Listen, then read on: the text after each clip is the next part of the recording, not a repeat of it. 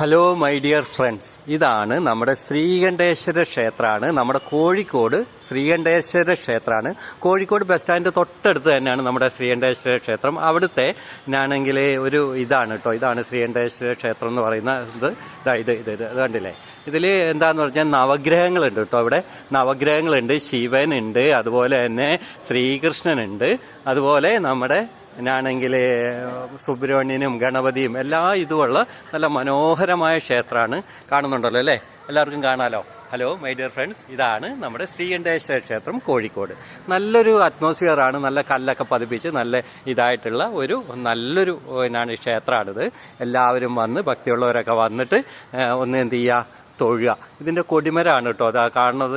ഇതാണ് ഇതിൻ്റെ കൊടിമരം. അങ്ങനെ നല്ലൊരു ആംബിയൻസ് ഉള്ള നല്ല വൃത്തിയുള്ളൊരു അമ്പലമാണ്. എല്ലാവർക്കും വന്നിട്ട് നമുക്കിവിടെ ആണെങ്കിൽ തൊഴാൻ പറ്റും. എല്ലാവരും വന്നിട്ട് തൊഴുക കേട്ടോ. ഭക്തിയുള്ളവരൊക്കെ തൊഴുക. Okay, thank you all.